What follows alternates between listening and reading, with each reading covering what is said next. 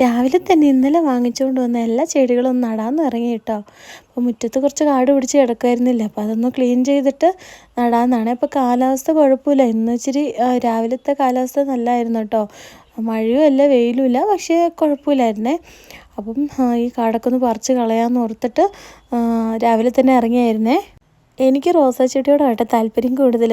അപ്പം ഇന്നലെ അവിടെ വാങ്ങിക്കാൻ പോയപ്പോൾ റോസാ ചെടിക്ക് ഭയങ്കര റേറ്റ് ആയതുകൊണ്ട് ഞാൻ വാങ്ങിച്ചില്ല, ഒന്ന് രണ്ടൊക്കെ വാങ്ങിച്ചോളേ. അതിലൊരു മുട്ടുള്ള ഒരു റോസാ ചെടി വാങ്ങിച്ചിരുന്നത്, അത് വിടർന്നിട്ടുണ്ട് നല്ല റെഡ് കളറിൽ, നല്ല രസമായിട്ടാണ് കാണാൻ. ഞാനങ്ങനെ മുറ്റത്ത് പണിയെടുക്കുമ്പോഴത്തേക്കും മഴ വന്നേ. വലിയ രീതിയിലൊന്നുമല്ല, ഒരു ചെറിയ രീതിയിൽ മഴ തുടങ്ങിയേ. അപ്പോഴത്തേക്കും ഞാനങ്ങ് പണി നിർത്തി. അങ്ങനെ മഴ വന്നപ്പോൾ ഞാൻ അകത്തേക്ക് ഓടിക്കയറി. ഇന്ന് ചെടി നടാൻ പറ്റിയില്ല. പിന്നെ അങ്ങനെ മൂന്നാർ വരെ പോകാമെന്നോർത്ത് പോയി. പോകുന്ന വഴിക്ക് അവിടെ ആയിട്ട് മണ്ണിടിഞ്ഞ് വീണിട്ടുണ്ട്.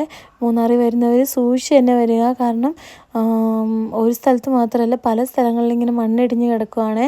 അപ്പം വരുമ്പോൾ സൂക്ഷിച്ച് വരിക. മൂന്നാറിൽ ഇതൊക്കെയാണ് കേട്ടോ പ്രശ്നങ്ങൾ, ഈ മണ്ണിടിച്ചിൽ മാത്രമാണ് മെയിൻ പ്രശ്നം.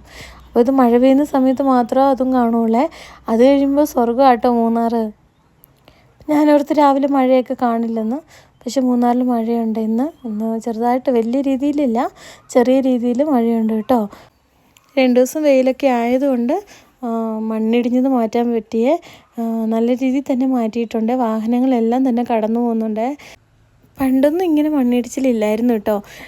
NH പണി കഴിഞ്ഞപ്പോഴത്തേക്കും ഇങ്ങനെ സൈഡിൽ നിന്ന് മണ്ണ് മാന്തി എടുത്തപ്പോഴാണ് എല്ലാ വർഷവും മഴക്കാലത്ത് ഇതുപോലെ മണ്ണിടിച്ചിലുണ്ടാകുന്നത്.